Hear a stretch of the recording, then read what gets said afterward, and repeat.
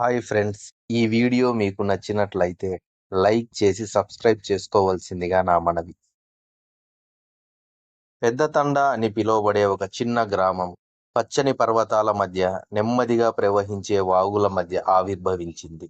ఆ గ్రామం చుట్టూ సువాసన గల పంటలు ఎండినప్పుడు గోధుమ రంగులో మెరుస్తూ కనిపించేవి.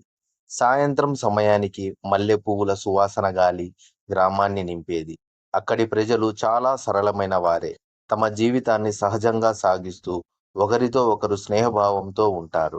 ఆ గ్రామానికి హృదయంగా ఉన్నాడు రవి, ఒక రైతు. రవిని గ్రామస్తులు చాలా గౌరవించేవారు. ఎందుకంటే అతని దయ, సహనభావాలు అందరికీ తెలుసు.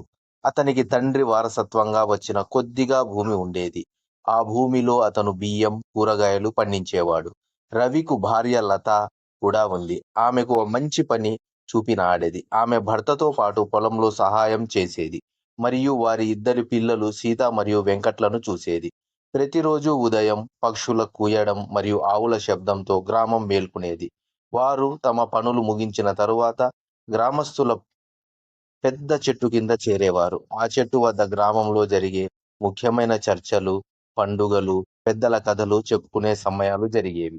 రవి తన కృషి మరియు జ్ఞానం వల్ల అందరితో గౌరవించబడేవాడు. ఎవరైనా గ్రామస్తుల మధ్య తగాదా వచ్చినప్పుడు రవి వారి దగ్గరికి వెళ్ళేవాడు.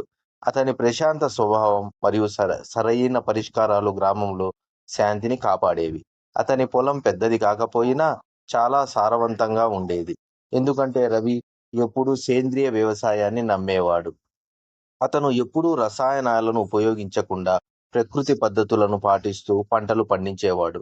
ఒకరోజు గ్రామం ఒక తీవ్రమైన కరువు సమయంలో పడింది. వర్షాలు పడలేదు. బావులు ఎండిపోతున్నాయి.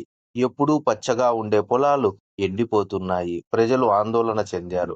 ఆ సమయంలో రాము ముందుకొచ్చాడు. గ్రామస్తులందరినీ ఒకచోట చేరదీసి వర్షపు నీరు నిల్వ చేసేందుకు ఒక చిన్న చెరువు తవ్వాలని సూచించాడు. మొదట గ్రామస్తులు సందేహించినా తర్వాత రవి చెప్పిన మాటలు అర్థం చేసుకున్నారు. అందరూ కలిసి చెరువును తవ్వడం మొదలుపెట్టారు. ఇది సులభం కాకపోయినా గ్రామస్తుల ఐకమత్యం మరియు దృఢ సంకల్పంతో ఆ పనిని పూర్తి చేశారు. నెల తరువాత మొదటి వర్షం పడినప్పుడు చెరువు నిండి గ్రామానికి కరువు సమయంలో ఒక ఆధారం అయ్యింది. కొన్నేళ్ల తర్వాత చెరువు గ్రామానికి నీటి నిల్వ మాత్రమే కాకుండా పిల్లలు ఆడుకునే స్థలం, మత్స్యకారులు చేపలు పట్టే చోటుగా మారింది. గ్రామంలోని పక్షులు కూడా అక్కడికి రావడం మొదలుపెట్టాయి. పెద్ద తాండా గ్రామం ఎల్లప్పుడూ ప్రశాంతంగా ఉండేది. రవి కుటుంబం ఆ గ్రామానికి కీలకంగా ఉండేది. పెద్ద తండా గ్రామం ప్రజలు సహజంగా జీవిస్తూ తమ మధ్య ఉన్న అనుబంధంతో ప్రకృతిని ప్రేమిస్తూ ఒక అందమైన జీవన విధానాన్ని కొనసాగించారు.